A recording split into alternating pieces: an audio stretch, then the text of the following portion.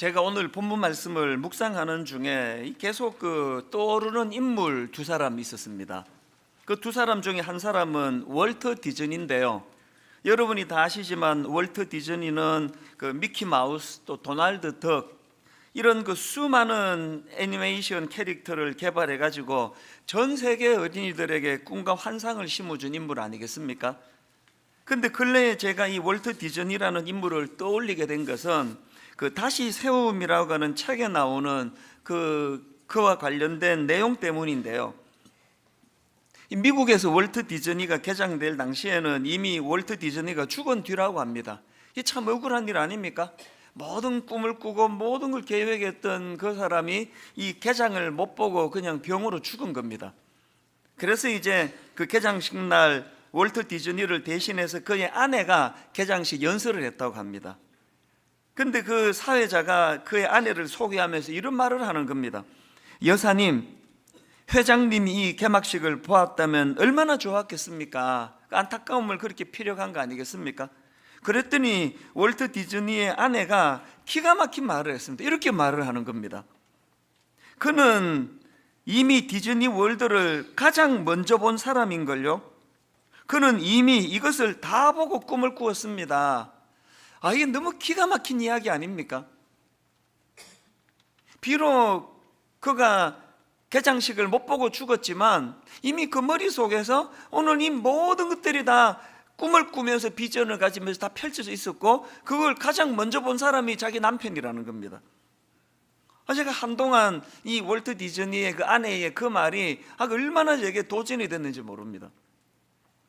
그런가 하면은 오늘 본문 말씀을 묵상하면서 자꾸 떠오른 인물이 한 명 더 있었는데 현대 선교의 아버지라고 불리우는 윌리엄 캐리 선교사입니다. 몇 주 전에도 우리가 함께 구호를 외쳤던 하나님으로부터 위대한 일을 하라, 하나님을 위하여 위대한 일을 시도하라, 이게 바로 윌리엄 캐리거든요. 이분과 관련 있는 책들이 참 많이 남았는데 그 중에 하나님의 꿈을 따라간 구두수성공 윌리엄 캐리라는 책이 있는데요. 그 책에 보면은 윌리엄 캐리는 시골에서 태어나서 초등학교 학력이 전부인 아주 평범한 사람이었습니다. 이런 윌리엄 캐리에게 하나님의 위대한 꿈이 심어지니까요, 그 비전을 가지고 인도 선교사로 파송됩니다. 그리고는 복음을 알지 못하던 인도 사람들을 위하여 온 정성을 다하여 복음을 전하고 성경을 번역하고 그리고 세란포르라는 기독교 대학도 설립하고 수많은 일을 합니다.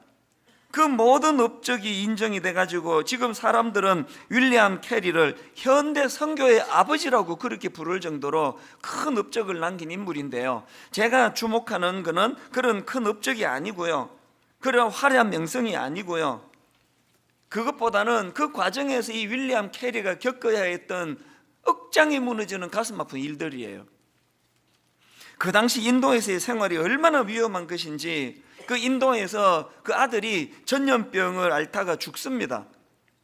그리고 그 아들의 죽음을 너무나 견디다 못했던 그 아내, 그 죽은 아들의 어머니는 또 우울증이 와가지고 우울증으로 숨을 거둡니다. 그것 말고도 말로 다 할 수 없는 엄청난 그런 고통을 윌리엄 캐리 선교사가 겪는데요, 그럼에도 불구하고 끝까지 그는 포기하지 않고 40년이라는 긴 세월을 인도를 위하여 사역을 했기 때문에, 그래서 이제 현대 선교의 아버지라는 그런 놀라운 평가도 받게 되는 거 아니겠습니까? 그래서 제가 이런 질문이 나오는 겁니다. 그는 어떻게 이런 엄청난 시련, 어지간한 사람 같으면 내 이제 인도에서 더 이상 있을 수가 없다, 죽은 아들 생각나고 죽은 아내 생각이 나서 이게 못 견디겠다, 그리고는 귀국했을 것 같은데요, 어떻게 40년이라는 긴 세월을 인도에서 그렇게 사역을 했을까? 제가 이렇게 생각해 보니까 그 견뎌낸 윌리엄 캐리도 대단하지만 저는 이런 생각이 드는 겁니다. 어떤 면에서는 포기할 수 없는 너무나 강한 인생의 꿈이 있었기 때문에 그 꿈이 아내가 죽었을 때 찾아오는 절망감도 이기게 하고 그 꿈이 자식이 죽었을 때 찾아오는 절망감도 이기게 하는 힘이 되고 능력이 되지 않았을까, 그런 생각이 드는 겁니다. 그래서 저는 오늘 여러분에게 이렇게 묻고 싶은 게 있는데요. 여러분은 지금 윌리엄 캐리 선교사처럼 자식이 죽어도, 아내가 죽어도 절대로 포기할 수 없는 그런 꿈이 있습니까? 그 어떤 꿈이 여러분 인생을 견인하고 있습니까? 이 꿈이 있기 때문에 나는 죽을 수도 없고 나 아플 수도 없어, 그렇게 결단할 수 있는 꿈이 있습니까? 그 제가 오늘 본문을 묵상하는데 자꾸 이 두 인물이 떠오르는 이유는 오늘 본문을 기록한 사도 바울 때문이에요. 사실 뭐 꿈, 또 뭐 비전, 이런 이야기를 한다고 한다면 사도 바울을 따라갈 사람이 많지 않습니다. 그는 처음 예수 믿을 때 하나님 주신 사명이 그 인생의 꿈이 되고 비전이 돼가지고 일평생을 흔들림 없이 초지일관으로 그 꿈을 향하여 달려갔던 분 아닙니까? 오늘 본문에서도 사도 바울은 자기가 가진 꿈을 이루기 위하여 3번에 걸친 여행을 계획한다, 이거를 지금 밝히고 있는데요. 그가 밝히는 첫 번째 여행 계획은 이제 모금한 헌금을 가지고 고린도에 있는 예루살렘으로 가려는 계획을 내가 갖고 있다. 그리고 두 번째 여행 계획이 뭐냐 하니까 이제 예루살렘에서 다시 로마로 가려는 계획을 내가 가지고 있다. 그리고 마지막 세 번째로는 로마로부터 스바나, 요즘으로 하면 스페인이죠, 스바나로 가는 꿈을 내가 가지고 있다, 가기를 원한다. 존 스토트 목사님이 쓰신 그 로마서 강해에 보면은요, 이 사도 바울의 모든 여정을 배를 타고 간다고 가정을 하면 첫 번째 여정은 적어도 1300km, 두 번째 여정은 2400km, 세 번째 여정은 1100km, 그래서 총 4800km를 가는 셈이고요. 만약에 거기에 육로로 간다고 한다면 그것보다도 훨씬 더 긴, 먼 여정길이 되었을 것이다. 그러면서 존 스토트 목사님이 하시는 말씀이 그 당시 고대 여행이 지니는 위험성을 고려한다면 이것은 무모함에 가까운 여행길이다. 이 정말 대단한 거 아닙니까? 그런데 여러분, 제가 오늘 본문에 사도 바울을 묵상하면서 그가 부러운 게 뭐냐면은 이렇게 그가 품었던 엄청난 비전과 또 그것을 실행해내는 실행력, 이것도 부럽지만요, 제가 오늘 본문에서 사도 바울이 부러운, 결정적인 부러운 게 뭐냐 하니까 더 근원적으로 그에게 초지일관, 어떻게 예수 처음 믿을 때 하나님 주신 그 사명이 꿈이 돼서 평생을 흔들림 없이 초지일관으로 나갈 수 있었을까? 요즘에 그냥 걸핏하면은 무슨 시사 프로그램에 어느 목사가 또 누구를 성추행했느니 무슨 짓을 저질러니 요즘에 뭐 유독 더 많이 나오는 것 같아요. 그런 것들을 보고 있으면 참 인간의 죄성이라는 게 아무리 선한 의도로 목사가 되고 선한 뜻으로 그렇게 꿈을 가지고 신학교를 갔다 할지라도 이 죄성이라는 게요, 그걸 유지하게 만들지 못한다는 거 아닙니까? 그래서 그냥 뭐 다 아시지만 저에게 자다가도 이 목사님은 꿈이 뭡니까? 그러면 막 한국교회를 대표하는 교회를 만드는 거면 이거 아니에요. 은퇴할 때까지 사고 치지 않는 거, 은퇴할 때까지 성도들을 놀래키지 않는 거. 오죽하면은 이게 내 꿈이 되겠냐고요. 이런 현실을 보니까 그저 처음에는 꿈으로 시작했지만 중간에 실족하고, 꿈으로 시작했지만 엉뚱한 짓을 저지르고, 이게 인간이기 때문에 사도 바울의 초지일관이 너무나 위대해 보이는 겁니다. 그렇기 때문에 이 질문해야 됩니다. 사도 바울은 어떻게 이렇게 끝까지 초지일관할 수 있었을까? 제가 그런 질문을 하다가 보니까 잠언 29장 18절 말씀이 툭 떠오르는 겁니다. 묵시가 없으면 백성이 방자히 행하거니와, 묵시가 없으면 백성이 방자히 행하거니와.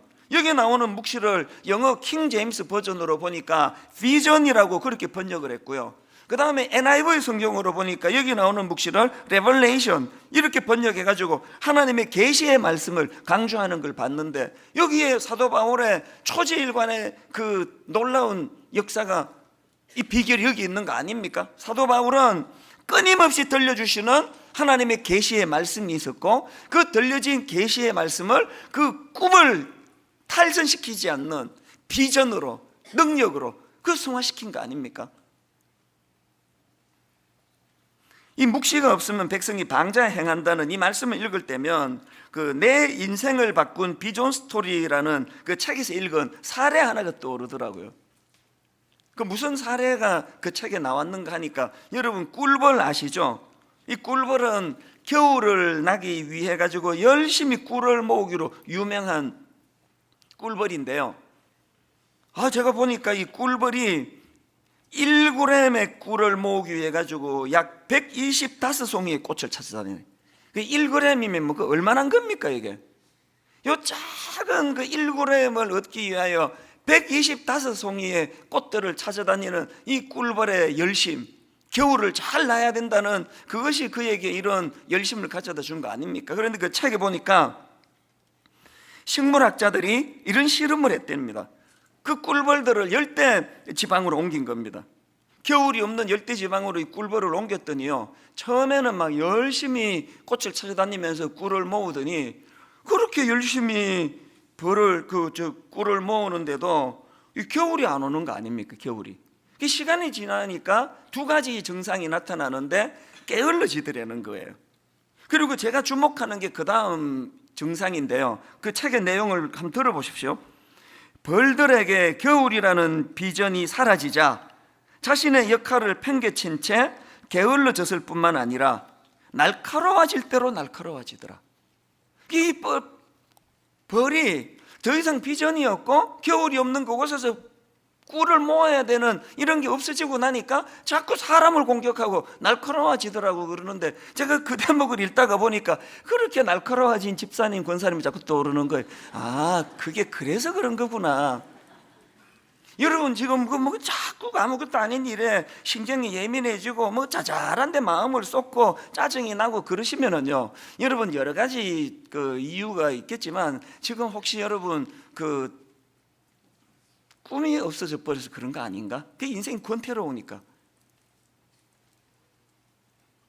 이런 점에서 저는 오늘 본문의 그 사도 바울을 통해서 그럼 어떻게 하면은 이 꿈이 변질되지 않도록, 변질되지 않는 꿈을 가지고 달려갈 수 있을까? 저는 오늘 본문에서 이거를 좀 같이 나누고 싶은데요, 두 가지로 제가 정리를 해봤습니다. 여러분, 우리 꿈의 변질을 막기 위해서는요, 첫째로 간절한 열망, 그 꿈을 향한 간절한 열망의 회복이 필요하다는 겁니다. 오늘 본문에서도 사도 바울이 하나님께서 자기에게 맡겨주신 그 사명과 꿈을 향한 열망이 얼마나 대단한지 본문 23절을 보십시오. 이제는 이 지방에 일할 곳이 없고 또 여러 해 전부터 언제든지 서바나로 갈 때에 너희에게 가기를 바라고 있었으니, 여러분 여기 나오는 바라고 있었으니라는 이 표현은요, 사실 그렇게 적절하지 않다고 할까요? 왜냐하니까 여기 나오는 이 바라고 있었으니가 헬라어로 에피포디아라는 단어인데, 이 단어는요 아주 강한 소원과 열망 이런 걸 나타낼 때 사용하는 단어라는 겁니다. 그러니까 우리말로 뭐 바라고 있었으니 뭐 기회 되면 가고 뭐 이런 정도가 아니고요, 이 바라고 있었으니를 어떻게 바꿔야 됩니까? 매우 갈망하고 강한 표현이에요. 그런가 하면 바로 이어 나오는 24절도 마찬가지입니다. 이는 지나가는 길에 너희를 보고 너희와 사귐으로 얼마간 기쁨을 가진 후에 너희가 그리로 보내주기를 바람이라. 이 원어로는 이게 두 단어가 다른 단어지만 이 꿈을 향한 갈망은 같은 거 아닙니까? 그리고 여기 나오는 이 표현은 사도행전 26장에도 나오는데요, 사도행전 26장에서 바울이 지금 고소당해가지고 재판받고 있는 중입니다. 그때 이제 바울의 말 한번 들어보십시오. 사도행전 26장 6절 7절. 이제도 여기 서서 신문 맞는 것은 하나님이 우리 조상에게 약속하신 바를 바라는 까닭이니, 이 약속은 우리 12지파가 밤낮으로 간절히 하나님을 받들어 섬김으로 얻기를 바라는 바인데, 아그리빠 왕이여, 이 소망으로 말미암아 내가 유대인들에게 고소를 당하는 것이니이다. 그 앞에 나오는 바라는 까닭이니, 그리고 뒤에 나오는 이 소망으로 말미암아, 이게 다 그 24절에 나오는 단어 같은 단어예요. 제가 여기서 사도 바울에게 감동을 받는 게 뭐냐 하면은요, 지금 고발당해가지고 재판받고 신문당하는 상황이에요. 그런데 사도 바울은 이런 비참한 상황조차도 이 모든 과정들이 내가 이런 큰 주님 주신 꿈을 갖고 달려나가기 위해서는 이거는 치러야 되는 과정이다. 심지어는 이 재판조차도 내 꿈을 이루어내는 도구로 쓸 수 있다, 그런 생각을 가지고 있으니까 낙심이 없어요. 사도 바울에게 낙심이 없습니다. 현상이 아니고요, 그 현상을 어떤 눈으로 바라보느냐에 대한 그 태도의 문제예요.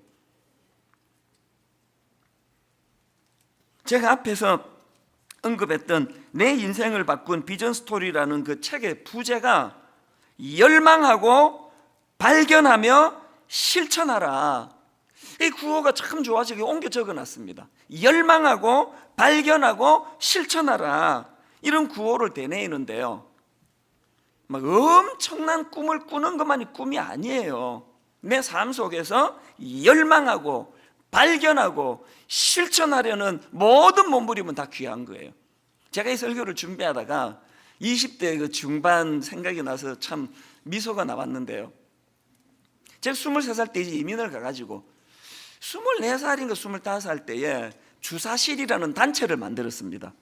그 주변에 유학생들 또 그 2세 미국 이민 2세 그 후배들을 모아가지고, 이 주사실은 뭐의 약장 가면은요, 주님의 사랑을 실천하는 사람들의 모임. 그래서 이제 주사실, 주님의 사랑을 실천하는 모임. 한국에서 이제 우리 그 기독교 서클 같이 하던 그 선배들이 이제 그런 움직임이 있다 그래서 저도 똑같이 이제 주사실을 미국에서 만들었거든요. 그리고는 이제 주변 우리 그 유학생들에게 한 달에 $5도 좋고 $10도 좋고 $20도 좋고, 우리가 형편되는 대로 십시일반 해가지고 우리가 가난한 사람들을 좀 도우면 좋겠다, 그런 좋은 뜻으로 이제 주사실을 만들고 또 행동 강령도 만들고 내규도 만들고 막 거창하게 창립 총회를 했는데, 결론 허지부지 없이 다 끝나버려서 완전히 실패한 겁니다. 그래서 제가 막 지난주에 기억을 떠올려 보니까 이게 어디까지 가다가 끝났는지도 모르겠더라고요. 그냥 완전히 끝나버렸어요. 그래서 그때 깨달은 게 뭐냐, 이게 의욕만 갖고 되는 게 아니고요, 철저한 준비가 있어야 되는데 그냥 꿈만 꾸다가 그냥 그대로 끝나버렸어요. 그 모임이 어떻게 되는지 모르겠습니다. 그러나 여러분, 저는요 그걸 실패라고 생각하지 않습니다. 왜? 비록 어린 나이에 조직력도 없고 생각도 모자라 가지고 비록 그러다 흐지부지 됐지만, 그러나 제 마음속에서 하나님 보시기에 열망하고 발견하고 실천하라. 그래서 저는요 수십 년이 지난 지금 이 주사실의 정신이 이어져 가지고, 제가 지난주에다가 우리 복지재단 관계자한테 다시 물어봤습니다. 지금 유급 직원이 얼마나 되느냐고. 우리 복지재단의 유급 직원이 200명 가까이 됩니다. 그 수많은 유급 직원, 유급 그 복지재단만 있습니까? 이웃 사랑부에서 너무나 헌신하는 그 모든 그 모습들이 다 그 주사실, 주님의 사랑을 실천하는 사람들의 모임, 여기서부터 이게 맥을 같이 하는 거 아닙니까? 여러분은 동의를 안 하시는 것 같은데 저는 그렇게 생각하고 있습니다. 뭘 지금 제가 강조합니까? 열망하고 발견하고 실천하라. 이건 그 어떤 꿈의 크기의 문제가 아니에요. 막 엄청난 일을 하느냐의 문제가 아니에요. 내게 맡겨진 작은 거라도 우리가 함께 꿈을 꾸는 것.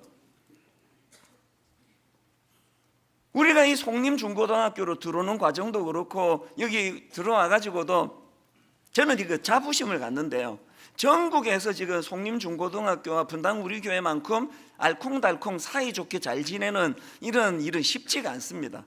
단 한 번도 갈등이 없었거든요. 그런데 그 박기성 장로님 행정실장님이라고요, 그분을 위시한 여러분들이 그 중재 역할을 참 잘해준 걸 고맙게 생각하는데, 그 중에 행정실장님인 이 박기성 장로님이라는 분은 참 많이 도와주셨습니다. 근데 제가 이분을 만나면 자꾸 이분이 하시는 말씀이, 나는 이제 퇴직하고 나면, 그냥 은퇴하고 나면 나는 선교 갈 거라고 그런 말씀을 계속 하시더라고요. 그 선교에 대한 그런 꿈을 저에게 계속 피력해 주셨는데, 어느 날 이분이 조기 은퇴를 하셨어요. 내가 보기에는 아직도 학교가 더 필요하는 것 같은데 막 과감하게 여기까지입니다. 그렇게 하고 딱 은퇴하고는 어디로 가셨는지 아십니까? 남아프리카 공화국으로 사랑하는 아내와 함께 모든 가산 다 정리하고 남아프리카 공화국으로 선교로 가셨어요. 이분이 가끔씩 기도 편지 보내주는데 어떨 때 사진을 보면은요, 그 가난한 아이들 우르르 모여 있는데 뭔가를 나눠주고 있는 그런 사진을 보면 얼마나 도전이 되는지 모릅니다. 우리 박기성 장로님 선교사님의 위시에서 수많은 우리 선교사님들, 또 자비랑 선교사님들, 그분들의 꿈이 열망하고 발견하며 실천하라, 여기에 해당되기 때문에 너무나 존경스러워 보이는 겁니다. 그런가 하면 두 번째로 꿈의 변질을 막기 위해 우리가 하나 더 기억해야 될 게 있는데요, 하나님을 향한 전적인 의지예요. 본문 30절을 보십시오. 형제들아, 내가 우리 주 예수 그리스도와 성령의 사랑으로 말미암아 너희를 권하노니, 앞에서 제가 사도 바울이 하나님 주신 그 꿈에 대한 간절한 열망이 있었다, 이게 필요하다 그랬는데, 이 간절한 열망이 인간적인 몸부림이라면요, 이것만 있어갖고 안 됩니다. 하나님을 향한 전적인 의지, 이 꿈을 주신 분이 하나님이심을 믿고 하나님을 의지하는 거예요. 그래서 제가 몇 주 전에도 소개해드렸지만 고린도전서 3장에서 고린도 교회 성도들이 무슨 바울파니 아볼로파니 그렇게 분열하고 있을 때 사도 바울이 뭐라고 질책합니까? 고린도전서 3장 4절부터 7절 다시 한번 보십시오.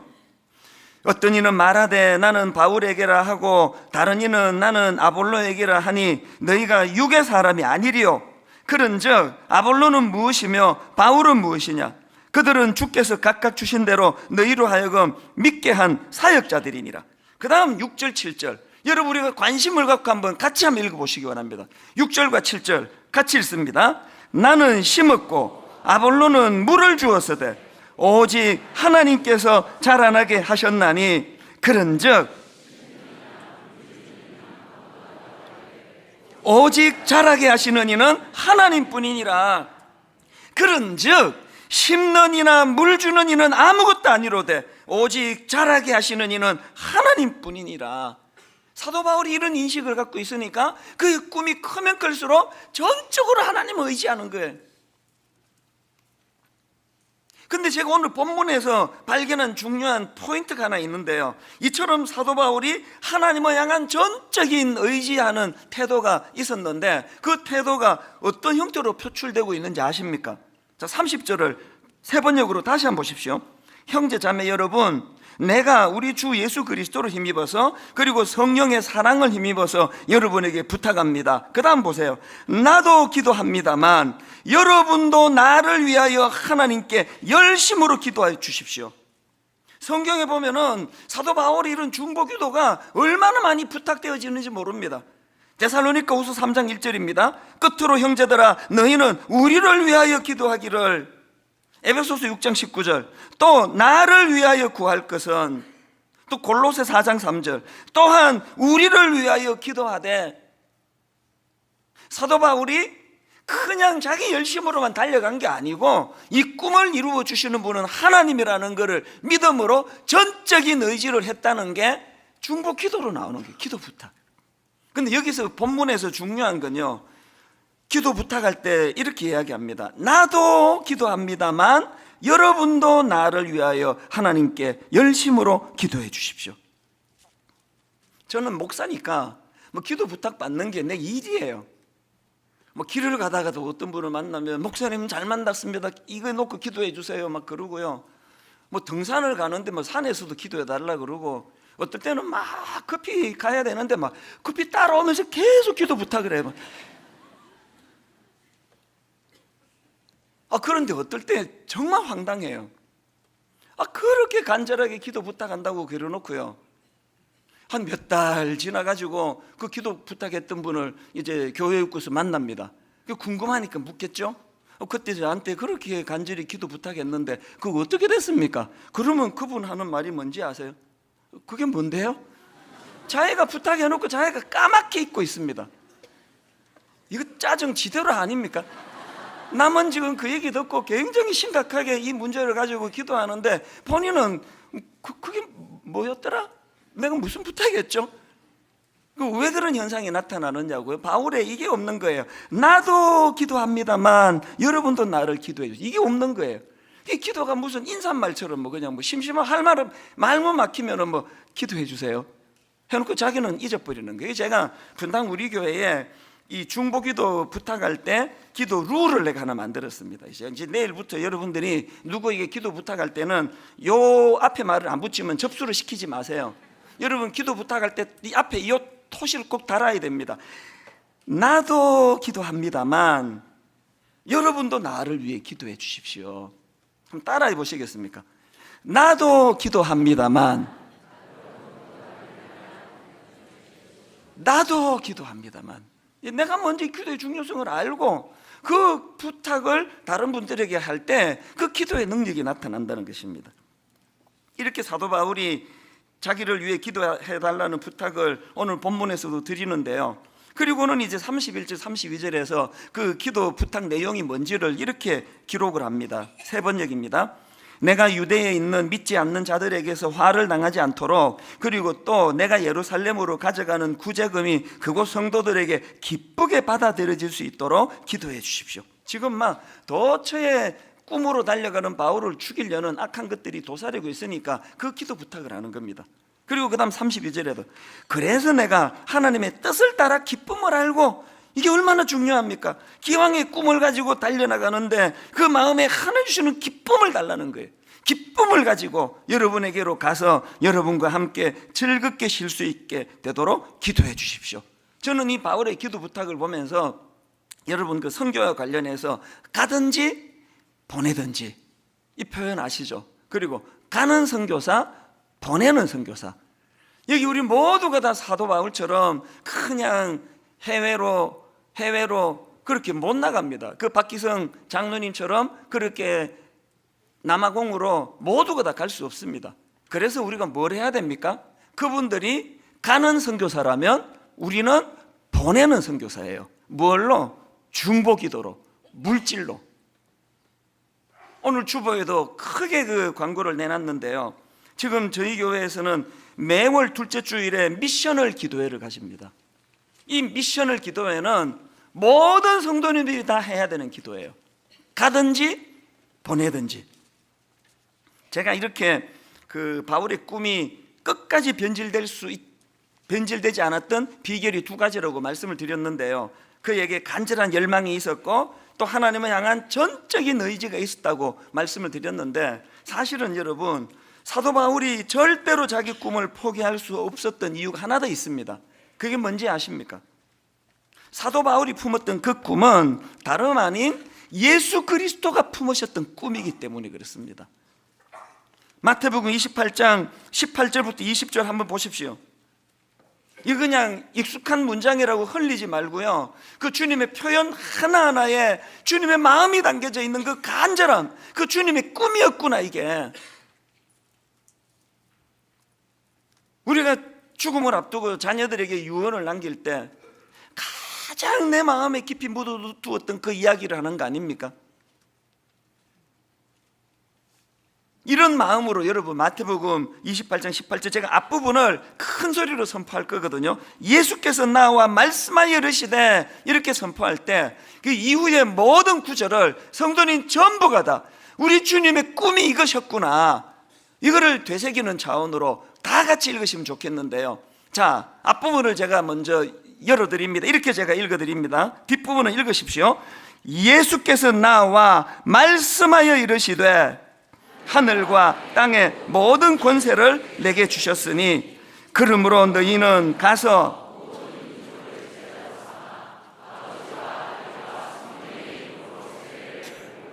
내가 너희에게 분부한 모든 것을 가르쳐 지키게 하라. 볼지어다 내가 세상 끝날까지 너희와 항상 함께 있으리라 하시니라. 이 예수님의 꿈이에요. 제가 이 구절이 지난주에 왜 눈물이 됐는지 아십니까? 예수님은 주님이 품으셨던 그 꿈을 우리를 통해 이루기 원하시는 거예요. 그리고 주님은 주님이 품으셨던 그 꿈이기 때문에 우리가 중심만 잡고 있으면 예수님께서 우리 인생을 견인해 가신다는 거예요. 이걸 제가 지난주에 내 인생을 내가 반추하면서 깨닫고는 눈물이 핑 도는 겁니다. 몇 년 전에요, 제가 시카고 방문을 하는 중에 제가 졸업한 UIC라고 일리노이 주립대학, 시카고에 있는 일리노이 주립대학이에요. 거기를 오랜만에 방문했습니다. 차도 없고 뭐 면허증도 없고 그러니까 지하철을 타고 막 그냥 기억을 떠올리면서 그렇게 제 모교를 갔는데요. 그때가 여름 방학이라 가지고 학생도 별로 없었습니다. 그때 20대 초반에 미국 가서 너무나 암담하고 앞이 보이지 않던 그때도 떠오르고, 그러면서도 하나님이 어떻게 저를 여기까지 견인해 주셨나, 그래서 제가 자꾸 눈물이 나더라고요. 캠퍼스 곳곳을 다니면서 제가 수업을 받던 그 교실도 또 올려져서 아무도 없는 빈 교실에 들어가서 가만히 앉아 있기도 하고 너무나 가슴 벅찬 시간을 보냈습니다. 그날이 제게 왜 그렇게 눈물이 됐는지 아십니까?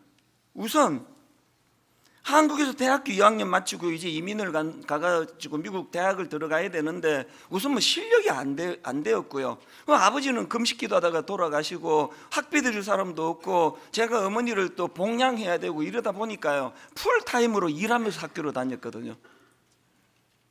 어떨 때는 3교대하는 주유소에서요, 밤 11시부터 아침 7시까지 일을 해요.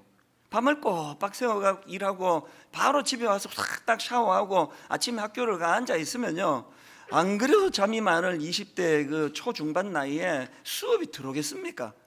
뭐 이래갖고 내가 어떻게 내가 졸업할 실력을 내가 만들겠냐고요.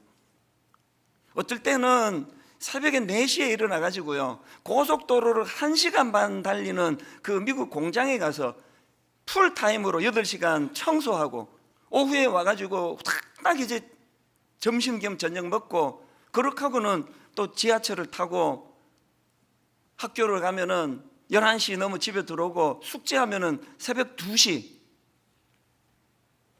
한 2-3시간 잠자고 맨날 두통 오고 맨날 코피가 터지고, 그럼에도 불구하고 버틸 수밖에 없었는데 그때 계속 저에게 찾아오는 유혹이 학교를 그만두라였어요.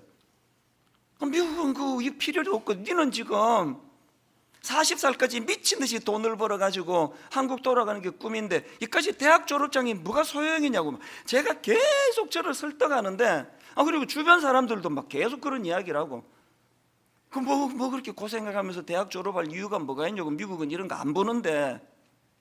내가 몇 번 학교를 그만두려고 그랬습니다. 근데 이게 뭐가 쉬었는지 절대로 포기가 안 되는 거예요.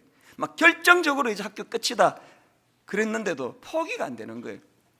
그렇게 고생해가지고요, 1987년도에 제가 이제 대학을 졸업했는데요, 그리고는 뭐 저는 돈 벌기로 결심했으니까 졸업하자마자 바로 흑인 동네로 들어가가지고 그 자수성가한 사장님 한국인으로 막 엄청나게 돈 많이 벌었다고 하는 그분 밑으로 들어가가지고 흑인하고 저하고 짝을 맞추어서 뭐 밑바닥부터 변기 청소하고 쓰레기 치우고 이런 걸로 다시 이제 시작한 거 아닙니까? 그 뭐 쓰레기통 치우고 변기 청소할 거 뭐하러 이렇게 내가 대학 졸업장을 필요도 없는 걸 따야 됐느냐고요. 그러나 여러분, 놀라운 일이 그 다음 일어난 겁니다. 그렇고 몇 년 뒤에 다 아시잖아요. 뜬금없이 하나님이 저에게 한국으로 돌아가 불쌍한 청소년들, 중등부 고등부 교회 전도사가 되라, 목사가 되라, 그 꿈을 제게 주셨기 때문에 한국에 있는 신학대학원으로 편지를 써서 보냈거든요. 답이 왔어요. 대학 졸업장하고 성적 증명서를 해서 보내라. 그래서 제가 무시험으로 들어갔습니다. 그때 한창 신학교가 뜨거울 때이기 때문에요, 들어가 보니까 뭐 서울대 막 대단한 사람 엄청 많이 와 있더라고요. 제가 무시험 아니고 시험 봐서 갔으면 100% 떨어졌을 거예요. 이게 제 눈물이었습니다. 나보다 더 나를 잘 알고 계시는 주님. 제가 그때 UIC 학교 다닐 때는요, 목사가 되겠다는 생각은 1%도 없었거든요. 나 그냥 돈 벌어서 내가 한국에 가서 내가 과원도 차리고 양돈도 차리고 이 생각만 하고 있었는데, 하나님의 계획, 당신의 꿈. 여러분, 제가 그때 UIC 어렵다고 학교 그만둬 버렸으면 대학 졸업장이 없는데 대학원을 어떻게 들어가느냐고요. 이게 눈물이 저의 눈물. 제가 그날 그 캠퍼스에 앉아 있는데 여러분에게 이 말씀으로 결론을 맺기 원합니다. 여러분, 주님의 꿈을 품으셔야 돼요. 주님의 꿈을 여러분이 품으면 그 주님의 꿈을 이루어 주시기 위하여 여러분을 견인해 주신다는 사실이에요. 전공도 사회학을 해가지고요, 정말 죽는 줄 알았습니다. 시험을 보고 나면은 뭐 미국 애들이 둘러 앉아가지고는 이번에 문제가 너무 어려워가지고 답을 쓸 수가 답이 뭔지를 몰랐다고. 그러면 내가 속으로 이런 생각을 하죠. 네가 답이 뭔지를 모를 때 나는 문제가 뭔지를 몰랐다. 나는 그 모든 과정을 이거 기적 같은 하나님 은혜로 그렇게 8시간씩 일하고 영어 실력 하나도 없는 제가 하나님의 계획으로는 네가 반드시 대학을 졸업해야 네가 신학대학원으로가 목사가 될 수 있다.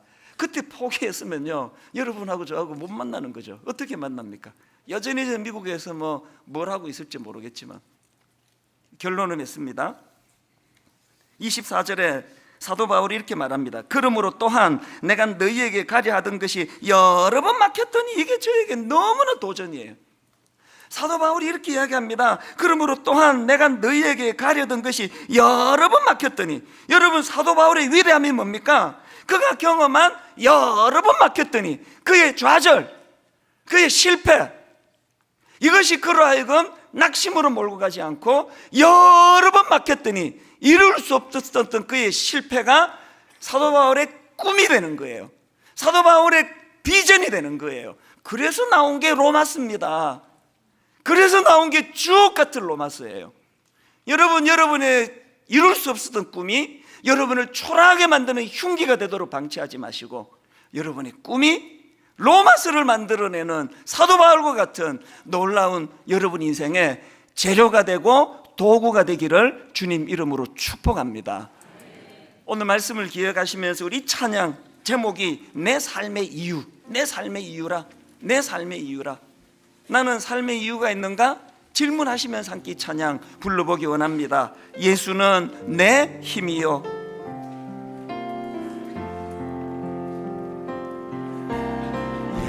예수는 내 힘이, 나의 기쁨, 내 참 소망, 내 참 소망, 그 이름의 생명이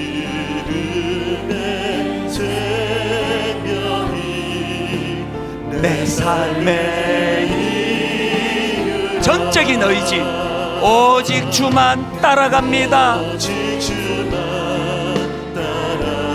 내가 가진 꿈, 오직 주만 높임 받으소서.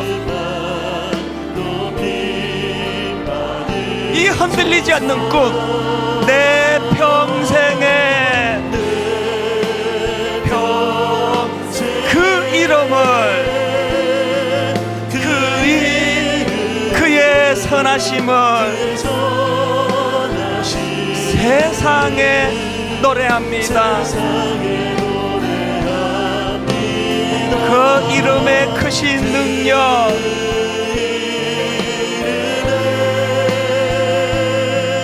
크신 능력, 영원한 생명이 내 삶의 이유라. 다시 한번 묻습니다. 여기 지금 열대지방에 던져진 그 꿀벌과 같은 정상에 빠진 분 안 계세요?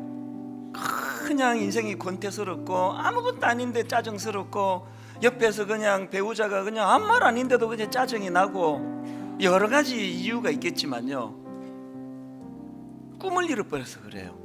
제가 겪어보니까요, 큰 그림을 그리면서 꿈을 향해 달려나갈 때는요, 옆에서 누가 찝쩍거리고 짜잘하게 그런 거 하나도 신경 안 쓰입니다. 이거 없이 어떻게 인생을 살겠냐고. 우리가 회복해야 되는 거, 인생을 걸고 달려가는 꿈이에요. 하나님 주신 꿈, 예수 그리스도의 꿈이 내 꿈이 되기를 원합니다. 그 꿈을 가지고 달려가면 이찬수 목사에게 그렇게 하셨던 것처럼, 그래서 저는요, 제 약함을 드러내는 게 하나도 부끄럽지 않습니다. 내 약함이 드러나면 드러날수록 이런 초라한 인생을 견인하신 하나님의 은혜가 더 크게 드러나기 때문 아닙니까? 저 같은 사람도 쓰이는데, 저 같은 사람도 견인해 주시는데, 여러분과 여러분 가정의 자녀들에게 하나님의 견인하는 은혜가 꼭 경험되기를 간절히 바랍니다. 이 소원을 가지고 우리 한 번 더 이 찬양 내 삶의 이유라 이렇게 고백하시기 원합니다. 예수는 내 힘이요, 예수는 내 힘이 나의 기쁨, 내 참 소망. 여러분에게 어떤 삶의 이유가 있습니까? 그 이름의 생명이 내 삶의 이유라. 하나님 향한 전적 의지, 오직 주만 따라갑니다. 내가 가진 꿈, 오직 주만 높임 받으소서.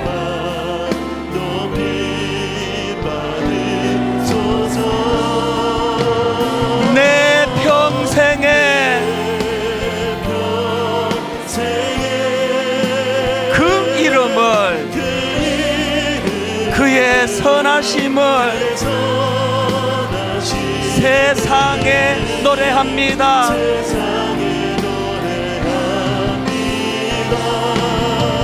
그 이름의 크신 능력, 영원한 생명이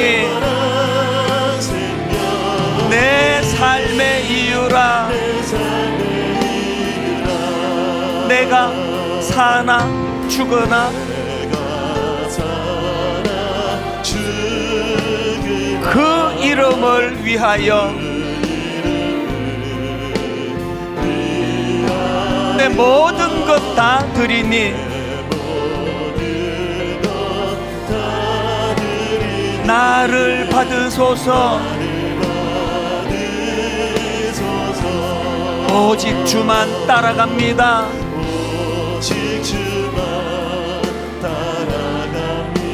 오직 주만 높임 받으소서. 여러분 꿈을 회복하고 여러분 이렇게 한번 선포하기 원하지 않으십니까? 내 평생에 그 이름을, 그의 선하심을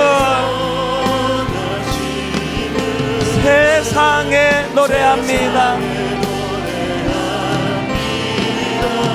그 이름의 크신 능력,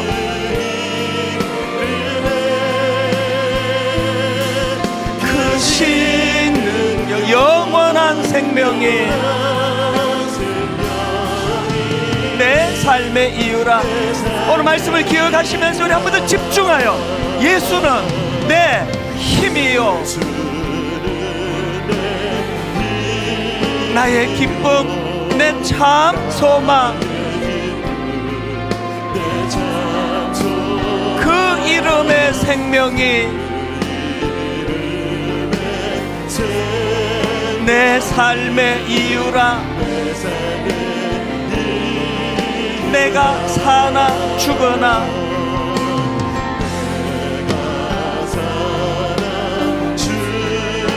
그 이름을 위하여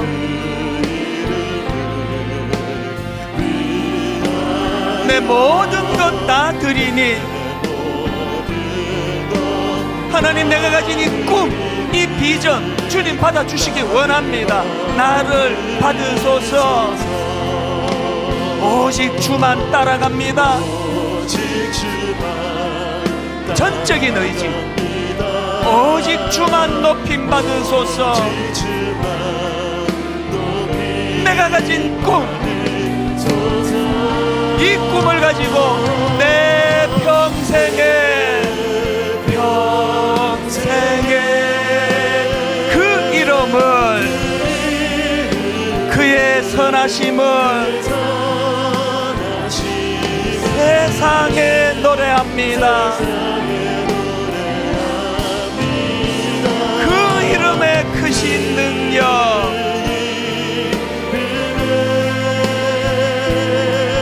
크신 능력, 영원한 생명이 내 삶의 이유라. 우리 모두 다 자리에서 일어나셔서 마지막으로 한 번 더 선포합니다. 오직 주만 따라갑니다. 오직 주만 높임 받으소서.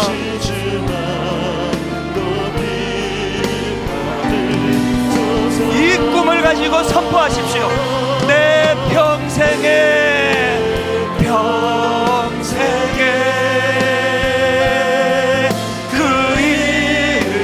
그의 선하심을 세상에 노래합니다.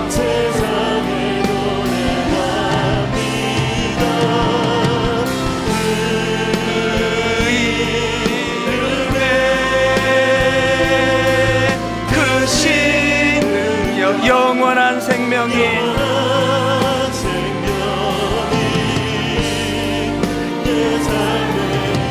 내 삶의 이유라.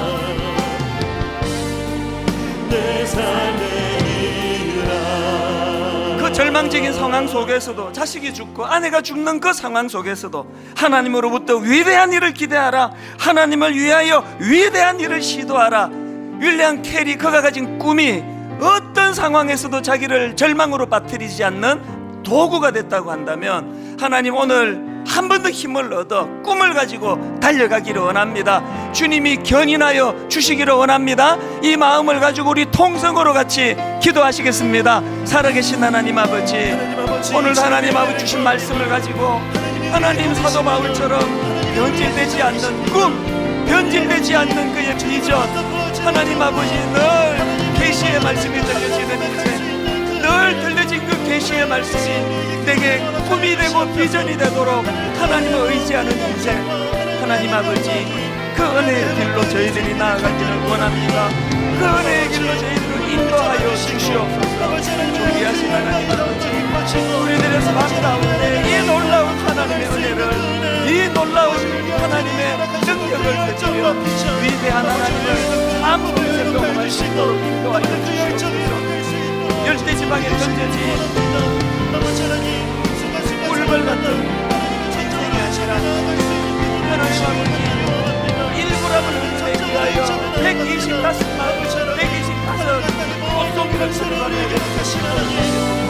꿈 때문에 결정을 지치지 않는 것처럼 예수 믿는 저희들에게 은혜의 길로 전하여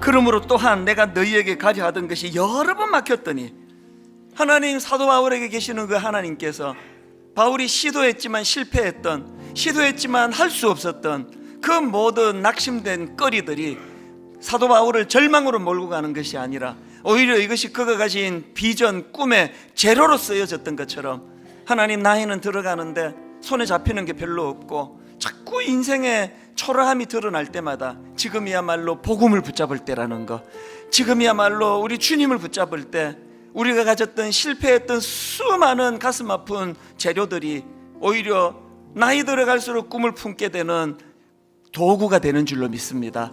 오늘 주신 말씀이 능력이 있어 사도 바울을 위시한 수많은 비전어리들, 꿈을 가지고 달려갔던 사람들처럼 예배하는 모든 주님의 자녀들에게도 이 놀라운 사건이 일어나도록 간섭하여 주시옵소서.